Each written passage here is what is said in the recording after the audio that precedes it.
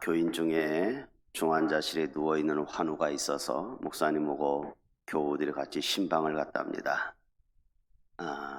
이제 말씀을 목사님이 전하기 전에 장로님이 먼저 기도 좀 하시라고 그렇게 대표 기도를 시켰습니다. 이제 장로님이 기도를 하시는데 기도를 이렇게 쩔쩔매시더라는 거죠. 갑자기 기도시켜서 그랬는지는 모르지만 진땀을 뻘뻘 흘리시는 거죠. 알고 보니까 우리 장로님이 기도를 하시면서 이 환자가 누워있는데 식물인간처럼 되어 있는 이 식물인간이란 단어가 생각이 안 난 거예요. 기도를 하시다가 한참 만에 장로님이 기도를 하는데 이 식물인간이란 말이 생각이 안 나서 하나님, 우리 김 집사님 누워있는데 하나님 지금 야채인간이 되어 있습니다 라고 이야기하더라는 거예요. 식물인간 단어가 생각이 안 나서 야채인간이라고 그랬으니 하나님 빨리 회복해달라고 그렇게 기도하니까 같이 신방하던 사람들이 웃을 수도 없고 난감했던 이야기가 일화가 있습니다. 갑자기 우리가 무슨 말을 할 적에 그 단어 뭐 있잖아요. 그것이 생각이 안 날 때가 우리도 종종 있지 않습니까? 우리가 예수님을 설명을 할 적에 예수님은 이런 분이라고 이렇게 짧게 뭔가 설명을 해야 되는데 설명하기가 좀 난감할 때가 종종 있죠. 하나님에 대해서도 설명하려고 하면 난감하게 설명이 잘 안 될 부분이 있습니다. 예수님이 어떤 분이냐라고 질문하면 예수님은 이런 분이시지라고 단순하게 그렇게 짧게 이야기해야 될 텐데 생각이 안 날 때가 종종 있습니다. 오늘 찬송 불렀습니다만은 어렸을 때 가장 교회 학교 다닐 적에 많이 불렀던 찬송이 선한 목자 되신 우리 주, 이 찬송 아마 참 많이 불렀던 기억이 있습니다. 둘째 주 오후 예배 때 제가 하나님 스스로 계신 분이라고 이야기를 하면서 그 하나님은 스스로 계신 분이면서 예수님께서 요한복음에서 7가지로 하나님은 어떤 분이신지 그리고 자기 자신이 어떤 분인지에 대해서 쭉 설명을 제가 7가지로 설명을 드린 적이 있습니다. 하나님은 스스로 계신 자 I am that I am 이라고 하는 말이죠. 그래서 하나님께서 이런 스스로 계신 분인데 예수님은 요한복음에서 나는 어떤 분인지는 아느냐, 나에 대해서 설명을 하면서 헬라어로는 나는 나다라고 하는 헬라어로 보면 에고 에임이라고 하는 단어인데요. 예수님께서 이제 솔로몬 행각을 거니실 적에 유대인들이 예수님을 막 만나서 하는 이야기가 예수여, 당신은 50도 안 넘었는데 아브라함 보았느냐? 라고 자꾸 이제 추궁을 하는 거죠. 그러니까 예수님께서 이야기하기를 진실로 너에게 이르노니 아브라함이 나기 전부터 나는 있었다라고 그렇게 이야기를 하는 거예요. 이 말씀이 에고에임입니다. 나는 나다. 나는 아브라함 이전부터 있었다라고 하는 자신에 대해서 나는 어떤 사람이지 않느냐? 나는 하나님과 같은 사람이야 라고 그렇게 지금 나는 나야 라고 지금 이야기를 하는 거죠. 그렇기 때문에 유대인들 입장에서는 이해할 수가 없는 말이죠. 네가 어떻게 아브라함을 보았다고 얘기를 하느냐? 네가 어찌 하나님이냐? 결국 예수님을 십자가에 매달아 가서 죽이는 가장 큰 죄목 중에 하나가 바로 신성모독죄 아닙니까? 그런데 예수님께서는 요한복음에서 계속해서 나는 나다라고 하는 걸 설명하면서 나는 하늘로부터 내려온 생명의 떡이라고 시작을 하면서 나는 선한 목자이다, 나는 양의 문이다, 나는 세상의 빛이다, 나는 생명과 부활이다, 나는 길과 진리의 생명나무고 참 포도나무이다 라고 7가지로 쭉 자기 자신을 설명을 합니다. 나는 나다 라는 설명을 하죠. 그런 가운데 자신에 대해서 나는 하나님과 동등한 자라고 아브라함보다 먼저 난 자라고 이 얘기를 했는데 유대인들 입장에서는 왜 이런 세상 못된 놈이 다 있나 라고 그렇게 이야기를 하는 거죠. 이때가 언제냐면은 오늘 본문 22절에 보니까 예루살렘에 수전절이 이르러 때는 겨울이라고 이야기를 하고 있습니다. 수전절이라고 하는 이 단어는 성경에서 여기밖에 안 나옵니다. 구약시대가 끝나고 신약시대가 시작되기 전에 그 사이를 우리는 중간사라고 이야기합니다. 신구약 중간사라고 얘기하는데 그 기간이 약 400년 정도 됩니다. 말라기 선지자가 이후에 이제 세례 요한이 나오기 전까지 약 400년 동안 암흑기 또는 신구약 중간사자라고 얘기합니다.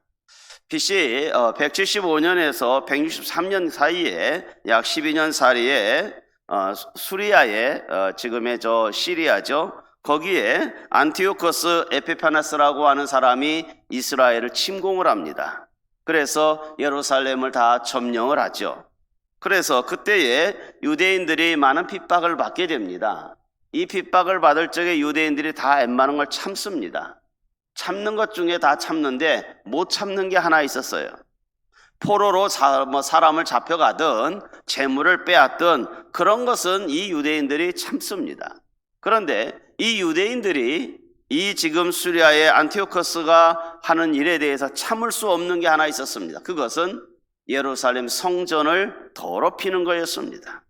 성전을 더럽힌다고 하는 것은 이거 하나님을 모독하는 행위이기 때문에 이것은 목숨 걸고 지키는 것이 유대인들이었죠.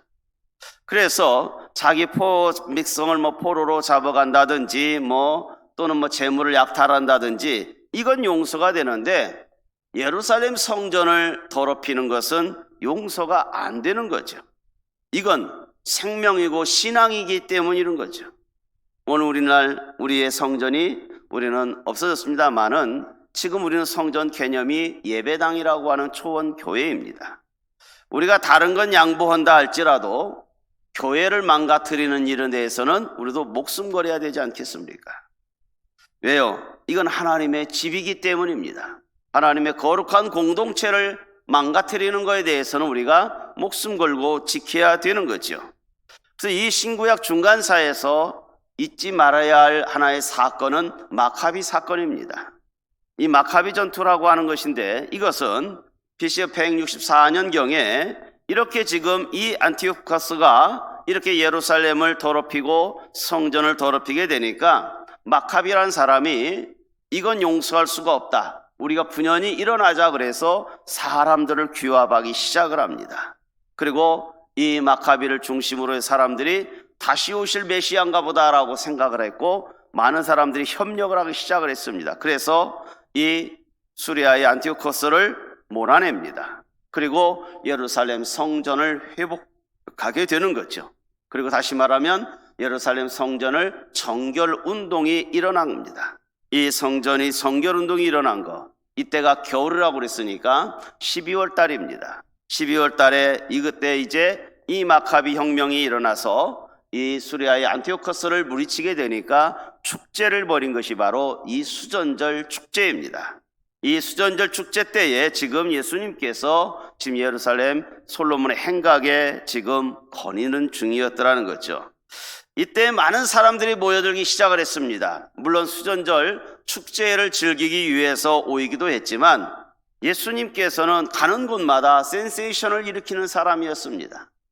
안전뱅이를 일으키고 장님을 눈을 뜨게 하고 죽은 자를 살리고, 그러니 얼마나 많은 사람들이 예수님을 따랐는지 모릅니다. 그런데 예수님을 좋아서 따른 사람이 있는가 하면 반면에 예수님이 하는 행동에 대해서 기득권을 가지고 있었던 서기관들과 바리새인들은 이 예수님의 행실에 대해서 못마땅했습니다. 자신들의 기득권이 무너질까 봐, 또 본인이 아브라함이 이전에 난 사람이라고 이야기를 하니 이건 신성 모독죄를 짓는, 우리가 마카비 혁명을 통해서 예루살렘 성전을 정결하게 했는데 저 예수란 저 녀석이 하나님과 동등하다고 하니 이것 또한 용서할 수가 없다고 하는 당시의 유대인들이었더라는 것이죠. 그렇기 때문에 많은 사람들이 모여들었지만 예수님을 좋아해서 모인 사람과 그리고 좋지 아니하고 뭔가 예수의 흠을 잡아서 죽이려고 하는 사람들이, 무리들이 모여들기 시작을 했습니다. 이때가 바로 수전절이었더라는 거죠. 사람들이 예수를 만나서 유대인들이 질문을 합니다. 네가 언제까지 우리의 마음을 유혹하려 하느냐? 네가 정말 아브라함 이전에 있었던 사람이냐? 네가 정말 하나님의 아들이냐? 분명히 많은 사람들인데 여기에서 너 공개적으로 네 자신을 설명을 해라고 지금 유대인들이 요구를 하는 거죠. 그러면서 오늘 24절에서 이야기합니다. 유대인들이 에워싸고 이르되 예수께서 당신이 언제까지 우리의 마음을 의혹하게 하려느냐. 이제 네가 그리스도이면 당당하게 여기에서 밝혀라. 그렇게 지금 이야기를 하고 있습니다. 우리는 지금 많이 혼란하고 있다. 네가 아브라함 이전의 사람이라고 얘기하고 하나님의 아들이라고 이야기를 하고 하는데 우리가 지금 헷갈리고 있다.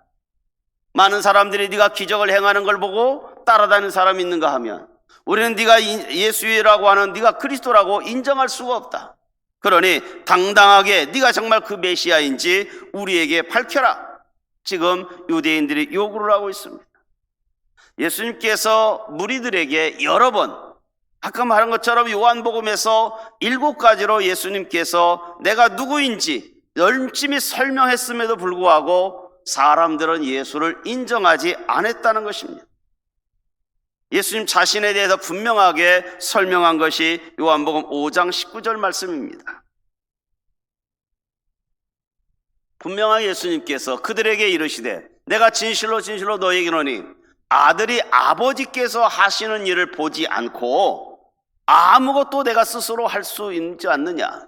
그러니 하나님 아버지가 하는 걸 내가 다 보았고 내가 스스로 하는 게 아니라 그 하나님의 이름으로 아버지께서 행하시는 그것도 이 아들 내 메시아인 내가 그리스도가 내가 그렇게 행하는 거 아니겠느냐. 하나님이 행하는 거 내가 하고 있다. 하나님과 나와 하나라고 하는 것을 분명하게 그렇게 설명을 했습니다.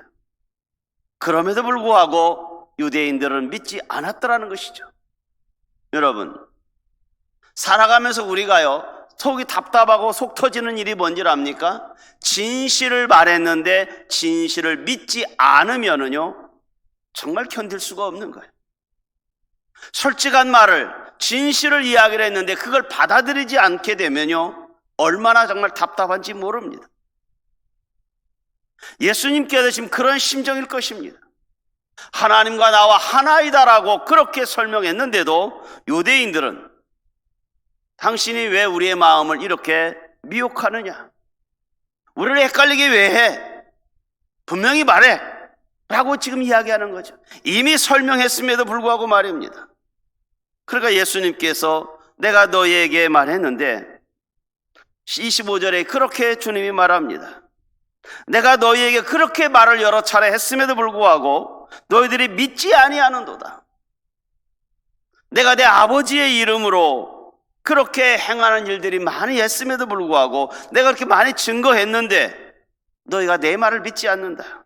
그러면서 26절에 아주 치명적인 상처되는 말들을 저들에게 하는 거죠. 너희가 내 양이 아니므로 믿지 않는다. 유대인들아, 나는 목자이고 너희들은 내 양인데 너희들이 내 말을 믿지 않는 거 너희들은 내 양이 아니기 때문이다. 다르게 좀 더 심하게 표현하면 너희들은 하나님의 자손이 아니야 라고 지금 그렇게 이야기를 하는 거예요. 듣는 유대인들 입장에서는 화가 더 날 일이죠. 앞에 7절에서 보면 안 읽었습니다만 7절에 보면 예수님께서 양의 문이라고 이야기를 했어요. 내가 양의 문이고 내가 양무리의 목자가 된다라고 설명을 했어요. 그러면서 내가 하는 일은 모든 일들이 하나님 아버지께서 하시는 일을 내가 지금 가지고 와서 여호와의 이름으로 내가 하는 것이다. 그런데 너희들은 내 말을 믿지 않지 않느냐? 너희들 정말 하나님의 자손이냐? 내 양이 아니다. 그렇게 지금 이야기를 하면서 뭐라고 주님이 이야기를 하시냐면은 내 양은 내 음성을 들어. 그리고 그들은 내 양이라고 하면 내가 하는 대로 다 따라와. 그런데 너희들은 내 양이 아니고 심하게 표현하면 하나님의 양이 아니고 하나님 말씀을 따르지 않는 자들이다 라고 이야기를 하는 거죠. 우리나라는 겨울을 빼고 나면 아무 때나 양을 풀어놓으면 그냥 먹을 수 있습니다. 그러나 이스라엘은 건기와 우기에 따라서 이제 우기가 지나고 나면 건기가 올 때에 저 밑에 지금 과거의 에돔 지역으로부터 저 위에 수리아 지역까지 이 양을 이동을 하면서 먹이게 되어 있습니다. 목자가 가는 대로 따라가기만 하면 양들은 풀을 뜯을 수가 있어요. 그런데 목자가 잘못 인도하면 양들은 굶어 죽는 거죠. 양들은 그냥 목자 가는 대로 무작정 따라가기만 하면 푸른 초장으로 인도하는 거죠. 지금 예수님께서 이야기하는 그런 의도입니다. 너희들이 나를 하나님의 아들로 믿고 그냥 나만 따라오면 너희들은 내가 양의 문이 되어줘서 보호도 해주고 내가 너희들의 목자가 되어줘서 푸른 초장으로 인도할 텐데 너희들이 나를 따라오지 않는다고 이야기를 하는 거죠. 하나님의 말씀을 그냥 따라가기만 하면 되는데 따라오지 않는 거죠. 여호와의 음성을 듣지 않는다는 거죠.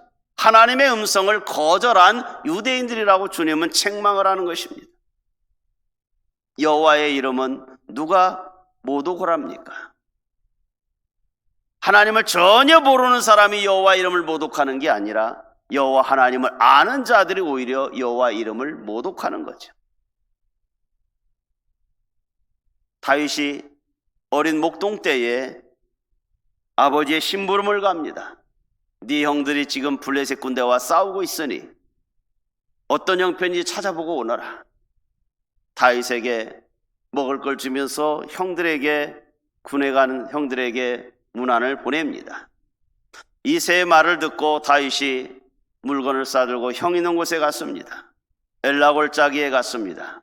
엘라골짜기를 놓고 사울이 지키는 이스라엘 군대하고 블레셋 골리앗 장군이 있는 곳하고 대치하고 있는 중이었습니다. 그런데 이스라엘 백성들이 다 벌벌 떨고 있는 이유가 있었습니다. 골리앗 장군이 엄청 큰 사람이었더라는 거죠. 당시에 이스라엘은 청동기 시대였고 블레셋은 철기 시대였기 때문에 싸움 자체가 어려운 거 사실이었습니다. 그런데 다윗이 가서 보니까 블레셋 장수가 한 사람이 이야기하기를 너희들이 여호와 하나님의 백성이냐? 누구든지 한 사람 나와 싸워보자. 그러면 니들이 이기면 너희들의 신이 이긴 것이고 내가 이기면 너희들은 내 밑에 발을 기어라고 이야기하고 있는 거죠. 너희들이 만군의 여호와라고 얘기하는데 별 볼 일 없는 녀석 아니냐라고 이스라엘 백성들을 조롱하는 골리앗을 봅니다. 다윗이 이걸 보고 의분이 일어나는 거죠. 사무엘상 17장 26절에 다윗이 곁에 있는 사람들에게 말합니다. 저 블레 사람을 죽여서 이스라엘 치욕을 제거하는 사람에게는 어떠한 대우를 하겠느냐? 저 할례받침 저 못한 저 이방민족 저 블레셋 사람 어떻게 하나님의 군대를 모욕하느냐? 그러면서 다윗이 사울한테 가서 제가 저놈을 가만두지 않겠습니다. 여호와의 이름을 모욕하는 놈을 저렇게 가만둘 수 없습니다. 저 버릇없는 녀석을 제가 가만두지 않겠습니다. 형들은 야 여기가 지금 골목대장 노릇하는 데가 아니지 않느냐. 가만히 있으라는 거죠. 어느 누구도 나갈 수 없는 상황이죠. 사울도 어이없는 거 아닙니까? 어린애가 와서 그 얘기를 하니까. 그런데요 17장 36절과 사무엘상 17장 39, 37절에서 다윗이 뭐라고 얘기냐입니까? 반복한 단어가 하나 있습니다. 주의 종이 사자와 곰도 내가 물리쳤습니다. 그런데 하나님의 군대를 모욕하는 할례받지 않은 저 블레셋 사람입니까?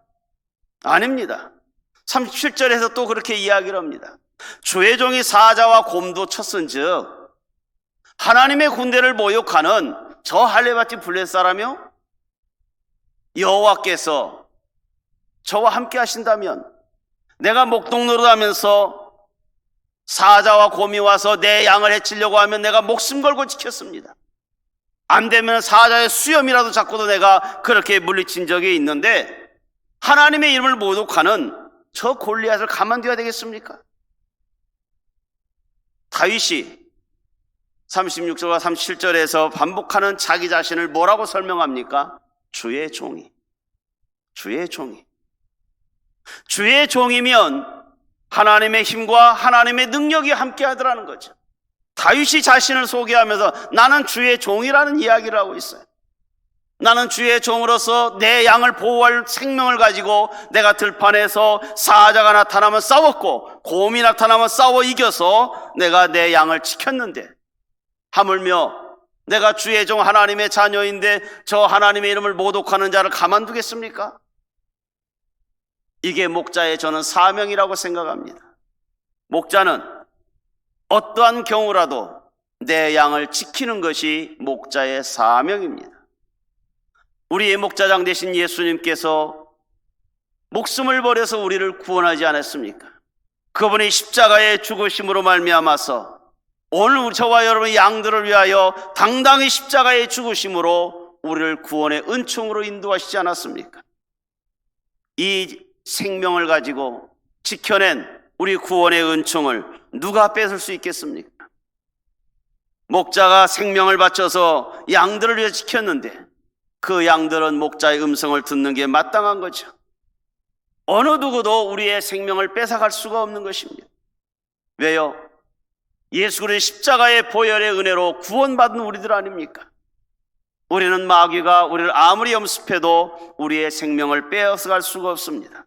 그래서 오늘 본문 28절에서 요한복음 오늘 10장 28절에서 예수님이 이렇게 말씀합니다. 내가 그들에게 영생을 주노니 영원히 멸망하지 아니할 것이요 그들을 내 손에서 빼앗을 자가 없느니라. 양들의 생명은 우리 예수님의 목자의 것이 되었습니다. 왜요? 목자장 되시는 예수님이 십자가의 죽으심으로 우리의 생명을 주었기 때문입니다. 그렇다고 하면 이제 우리는 목자장 되시는 예수님만 따라가시면 되는 것입니다. 하나님의 권세와 능력이 예수님에게 있고 십자가에 있으므로 우리는 그분을 따라가면 되는 것입니다. 29절 말씀에 주님은 이렇게 표현합니다. 그들을 주신 내 아버지는 만물보다 크심에 아무도 아버지 손에서 빼앗을 수 없느니라. 예수님이 말하는 겁니다. 오늘 초원의 성도들은 내 양들이다. 내가 십자가의 죽음으로 말미암아서 너희들의 생명을 샀다. 그러니 어느 누가 너희들의 생명을 가져갈 수 있겠느냐.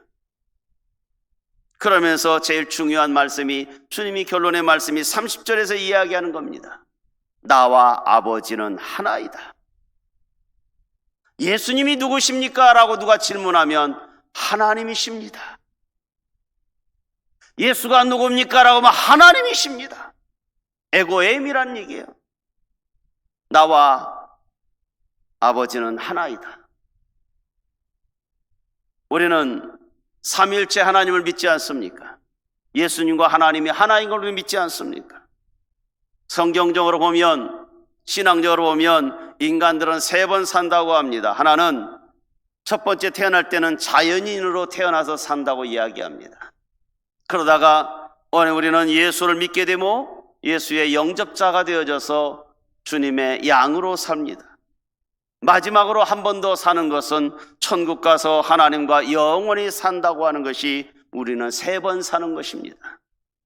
여러분, 오늘 우리는 하나님께서 이 시대에 우리 아버지라고 하는 우리가 믿고 있지 않습니까? 그런데 삶의 현장에서는 하나님이 내 아버지인지 잘 나타나지가 않습니다. 내가 기도해도 즉각적으로 응답하지도 아니하고 내가 어려움 당해도 하나님이 즉각적으로 나에게 나타나지도 않습니다. 어찌 보면 하나님이 나를 외면한 것 같고 내 기도에 주님은 너무나 침묵이 오래 가는 것 같습니다. 그러나 분명한 것은 예수님을 우리가 구호세로 믿는 자들은 분명히 하나님은 나와 동행하고 있다고 하는 사실입니다. 다르게 표현하면 임마누엘입니다. 하나님은 한 번도 우리를 외면한 적이 없으십니다. 지금도 침묵하고 계시지만 그분은 역사하고 있습니다. 유럽의 어느 동네에 예수님의 형상을 만들어 놓은 동상이 있답니다. 사람 모양처럼 비슷하답니다. 많은 사람들이 여기에 와서 기도를 하면 소원이 이루어진다고 하는 소문이 났습니다. 그래서 사람들이 이 교회 앞에 있는 예수님의 형상 모형에 있는 그곳에다가 기도를 했죠. 우리 교단의 신앙적으로 보면 이해할 수 없는 거지만요. 그래서 어느 날 이 교회 관리인이 그런 꿈을 하나님 앞에 이야기, 하나님, 그 예수님 자리에 제가 한번 서보고 싶습니다. 많은 사람들이 와서 기도를 하고 꿈을 이루어달라고 얘기하는데 저는 예수님처럼 능력은 없지만 제가 그 예수님 자리에 한번 서 보면 어떻겠습니까? 그게 내 마지막 소원 중에 하나입니다. 그런 기도를 늘 했더라는 거죠. 그러니까 예수님께서 어느 날 꿈자리에 나타나서 그래? 그러면 네가 내 자리에 한번 서 있어 봐라. 그 대신 조건이 하나 있다. 어떠한 일을 당하든 어떠한 사람이 와서 네 앞에 와서 기도를 하든 너 침묵해야 된다. 아무 말도 하면 안 된다. 그거야 어렵지 않죠, 예수님. 누가 와서 뭔 기도를 하든 어떤 소원을 이야기하든 내가 침묵하겠습니다. 그렇게 하고 이제 예수님 자리에 이 교회 관리인이 서 있었습니다. 한 사람이 왔습니다. 한 사람이 왔는데 그 사람은 도박꾼이었습니다. 부자였습니다. 돈을 몽땅 가방에다 돈 들고 와서 이 예수님 형상 앞에 와서 소원을 이야기를 합니다. 예수님, 제가 지금 노름판에 가는데 돈을 좀 많이 따게 해주세요. 그 기도를 하는 거예요. 이 문지기가 관리인이 야, 그런 기도는 하면 안 되지, 이 말을 딱 하고 싶었던 거예요. 그런데 예수님이 아무 말도 하지 말라고 그러니까 꼭 참았습니다.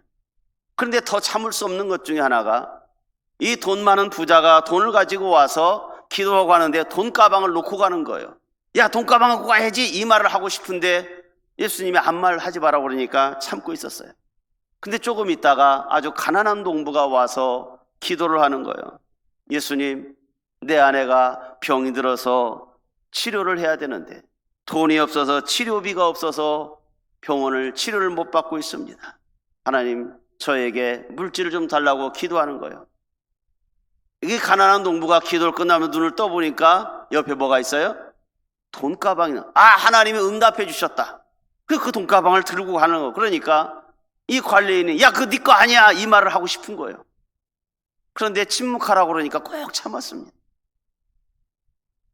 돈가방을 들고 이제 농부가 간 거죠. 조금 있다가 멀리 배를 타고 원양어선을 타고 가서 돈 벌러 가려고 하는 청년이 와서 기도를 합니다. 하나님, 제가 이 배를 타고 멀리 가서 돈을 벌어서 내 꿈을 이루고 우리의 가족을 위해서 내가 돈을 벌러 가겠습니다 라고 하나님, 저를 안전을 지켜달라고 기도를 하는 거예요. 그래서 이제 기도를 하고 막 이러는 순간에 문이 벌컥 열으면서 누가 나타났을까요? 네, 돈가방을 놓고 간 부자가 나타난 거예요. 누구와 같이 왔느냐? 경찰이 같이 왔어요. 경찰이 같이 와가지고 여기다 돈을 잊어버렸다는데 보니까 돈가방은 이미 없고 이 청년만 있으니까 청년 멱살을 잡고 너 내 돈 내놔. 네가 내 돈가방 가져갔지. 청년은 나는 본 적도 없고 가져간 적이 없다고. 경찰서 가야 된다고. 아니라고, 난 지금 배 시간이 되어서 빨리 가서 배를 타야 내가 그 원양을 탈 시간이니까 지금 내 경찰서 갈 시간이 안 된다고. 이 부자는 다짜고짜 안 된다는 거예요. 행패를 부리면서 끌고 가는 거예요. 이 관리인이 어쩔 수 없이 그때서야 아니요, 내가 다 설명할게요 하고 말을 하기 시작을 했습니다. 여차여차해서 이런 상황입니다. 그 청년은 도둑이 아닙니다. 설명을 쭉 했습니다. 일은 다 해결됐습니다. 그런데 밤중에 꿈에 주님이 나타나셔서 이야기를 합니다. 너는 나하고 약속 지키지 않았다. 그 자리를 떠나라는 거예요. 그러니까 이 관리인이 아니 예수님, 내가 주님과의 약속은 지키지 않았지만 그렇게 저를 나무랄 일은 아닙니다. 제가 그 말을 함으로써 다 평화가 이루어진 거 아닙니까? 잘 됐지 않았습니까? 그러니 저에게 책망할 일이 아니지 않습니까? 근데 예수님은 말씀하시는 거예요. 너는 내 약속을 지키지 않으므로 너무나 큰 잘못을 저질렀다는 거예요. 아니 뭐 잘못했습니까? 잘된 일 아닙니까? 아니라는 거예요. 어차피 그 부자는 도박장에서 돈을 잃을 것이고 그 농부는 그냥 그 돈 가지고 치료는 받았다고 할지 모르지만 그 청년은 그때 이 경찰서에 가지 아니하고 만약에 배를 타서 잘 갔는데 결과가 어떻게 되는지 아느냐?